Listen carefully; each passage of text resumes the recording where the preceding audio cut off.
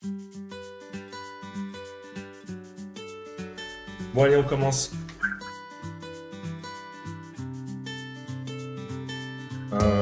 Je sais pas, normalement, on commence par dire bonjour Marie-Pierre Arnaud, non? Bonjour, pour faire l'interview.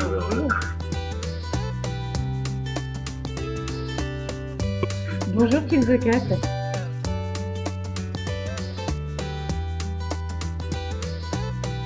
Paris, ça fait quoi d'avoir son nom sur un livre?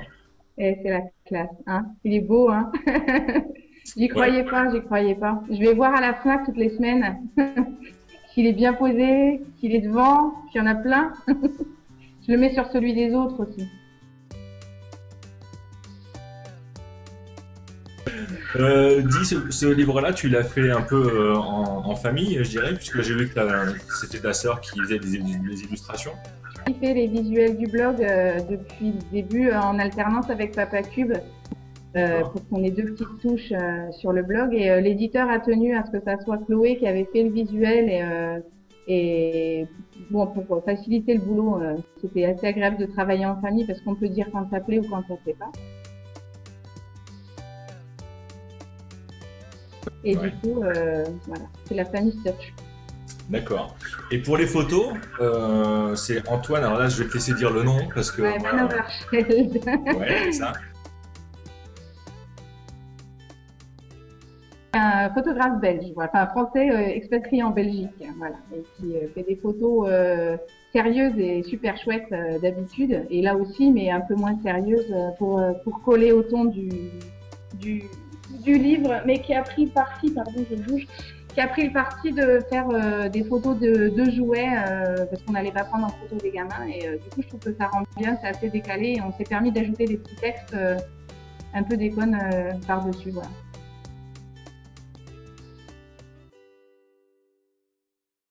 Ouais, et puis ce sont des jouets qui sont datés un peu. Enfin, moi, ça m'a fait penser à tous les jouets que j'avais dans mes propres caisses à jouer quand j'étais petit.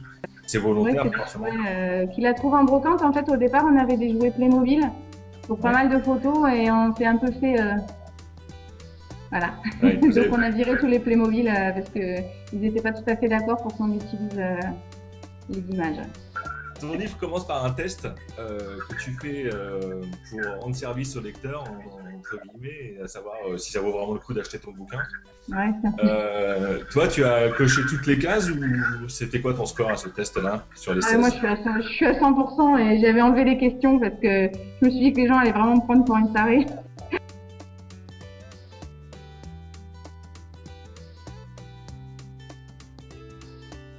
Donc, j'ai essayé de garder les plus universels, mais je pense que j'aurais pu. Dans le tome 2, il y aura à nouveau un test pour éviter l'achat compulsif. D'accord. Ouais, mais ça me permet en fait de, quand on est en dédicace par exemple, les gens qui s'approchent de la table et qui connaissent pas du tout les livres, je leur dis attendez, avant de vous faire arnaquer, faites le test. Et généralement ça fonctionne bien, c'est-à-dire que soit les gens accrochent pas du tout avec le style et me disent non ça va merci, notre enfant n'est pas comme ça, auquel cas ça sert effectivement à rien. Ils achètent, mais en règle générale, ils ricanent bêtement et ils prennent le bouquin. Et justement, tu parlais des gens qui sont un peu hésitants. Je sais que toi, tu as rencontré des éditeurs, enfin, tu as eu des contacts avec des éditeurs qui étaient un peu hésitants avec le côté nain que tu utilises, le vocabulaire que tu peux utiliser, mais qui est ta signature. Est-ce que tu as eu la même sorte de réaction quand tu étais en dédicace avec des lecteurs potentiels ou pas? Non, pas du tout. C'est vrai qu'au niveau des éditeurs, ils étaient un petit peu réticents. Et même au niveau de mon éditeur là, mon éditrice, enfin celle avec laquelle j'ai travaillé, s'est jamais posé la question, mais autour d'elle, il y en avait pas mal qui disaient fais gaffe quand même, c'est un peu limite. Donc elle était contente de voir que le livre avait eu un bon accueil. On n'a pas encore eu de plainte de l'association des nains. Ça ne saurait tarder. Mais non, je pense que les gens... T'as eu de passe-partout. Ouais. D'accord. Mais non, je pense que les nains ont autant d'humour que les autres. Donc, non, c'est vrai que les gens n'ont absolument pas... au contraire, ça les fait plutôt sourire. Et puis, bon, là, en tout cas, en dédicace, ils voient ma tête. En plus, j'ai été avec ma fille, donc ils ne pouvaient pas trop penser que j'étais une mère qui détestait ses enfants. J'avais pris mon capital sympathie avec moi.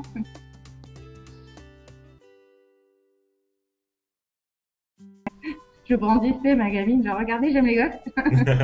Donc non, en règle générale, il suffit de lire un petit peu le bouquin pour se rendre compte c'est les miniatures, mais en un, quoi. Ouais. Fallait que je change, miniature, c'est déjà pris, tout Bah ça. ouais, je sais pas quoi. Je sais pas qui l'a pris. Non, Ah j'ai tiens, mon- t'as un enfant. Ouais. Ah non, non, je l'ai pas pris, c'est tout. Ah si, c'est pas vraiment. Ah oui, alors dans ton livre, pour ceux qui l'ont pas encore lu, c'est vraiment un bouquin qui est écrit sur le ton humoristique, puisque de toute façon c'est le ton que tu pratiques aussi sur ton blog. Mais tu le parsèmes de petits interludes que tu as intitulés Les Moi si j'étais vous.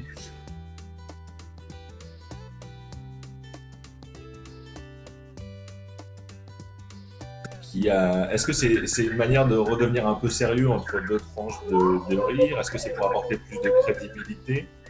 Oui, alors deux choses. Les encarts, oui, soyons sérieux. Soyez sérieux. Les encarts, si j'étais vous, ils sont doubles. Ils sont à la fois un petit côté pratique, puisque c'est édité dans une collection qu'on appelait les guides, donc il fallait quand même que je mette genre tiens, si, c'est vachement utile.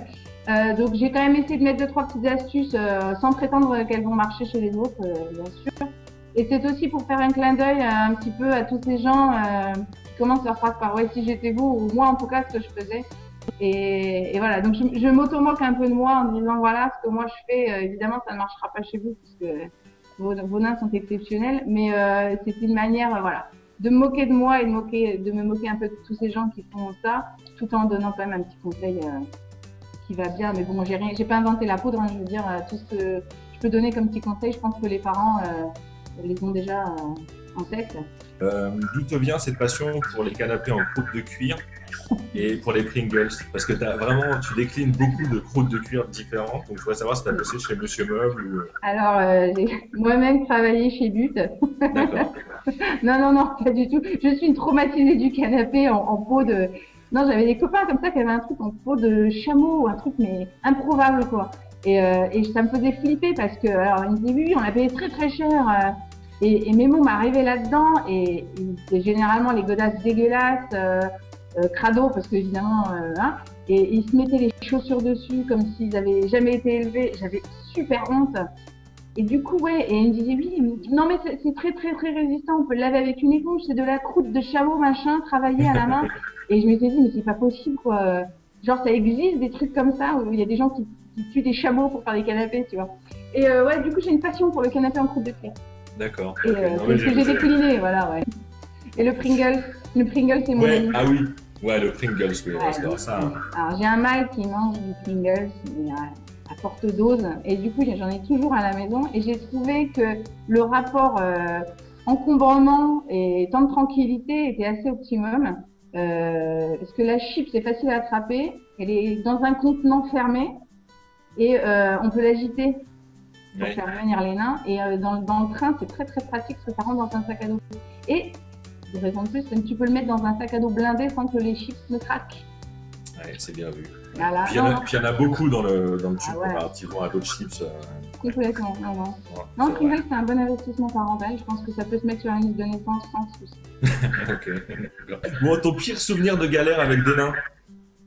Oh purée. Pas.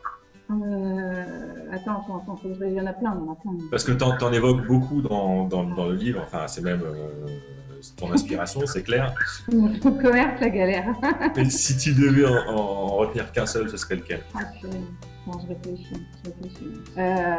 Les trajets en bagnole, là, le Metz-Munich, qui a duré 12 heures au lieu de 6, avec des bouchons partout. Non, en fait, tous les trucs où t'es confiné avec tes gosses, c'est l'enfer. L'avion, c'est l'enfer. Tu deviens fou, t'as trop honte. Voilà, être confiné dans un endroit avec tes enfants où en plus t'as plein de gens qui te regardent. Je crois que c'est l'avion du coup. Et t'as l'impression que tes gosses ils sont super mal élevés, qu'ils font du bordel et que tout le monde les regarde d'un air agressif et toi aussi, et que tu peux rien faire quoi. Ouais, ça c'est l'horreur. Après les maladies, les machins comme ça, les mômes n'y peuvent rien. Et voilà. Mais quand tes gosses ils sont en pleine possession de leurs moyens, qu'ils font chier tout le monde. Et toi, tu as l'impression d'être un cas social parce que tu en as 4 derrière. Là, c'est juste, c'est hyper mal. Quoi. Ok. Bon. Allez, la dernière. Vas-y. J'ai cru comprendre que tu avais d'autres projets d'écriture. Tu peux nous en parler déjà ou pas? Oui, rien de secret. J'ai un livre qui va sortir, un livre sérieux, on est intelligent, un guide qui s'intitule Voyager avec ses enfants, voilà, qui sortira en avril et qui essaiera de donner quelques petites astuces pour voyager avec ses enfants. Donc il n'y a pas trop de nains dedans, mais j'ai essayé quand même d'être un petit peu drôle. C'est surtout un truc de parents, c'est-à-dire que j'ai recensé les meilleures astuces parentales pour éviter le vomi en voiture, pour occuper les enfants en avion, tout ce qu'il faut regarder quand on loue un gîte avec des enfants en bas âge, par exemple, pour éviter de se retrouver dans un truc à 1000 bibelots, escalier raide et puits en pierre au milieu du jardin avec un gouffre. Voilà, ce genre de choses. Et on travaille à un tome 2 du nain. Parce que voilà, comme je te disais, j'ai plein de choses à dire encore. Et puis à côté de ça, j'ai travaillé à l'écriture d'une série télé sur la maternité, la parentalité, c'est une série télé qui est en cours de production. Donc voilà, moi j'ai été associée à quelques épisodes et puis à surtout l'écriture de ce qu'on appelle la Bible. Et puis on verra ce que ça donne. Ça sera inspiré, mais pas complètement nain, quoi. Voilà. D'accord, ok. Mais c'est sympa. Merci Marie. Je t'en prie, Benjamin. Bonne croquette. C'était une chouette expérience. Oui, hein. Allez, bonne journée. Ciao, à bientôt.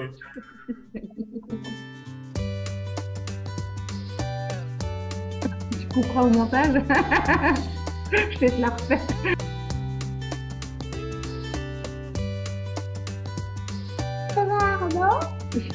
Pour le nain dans la chambre.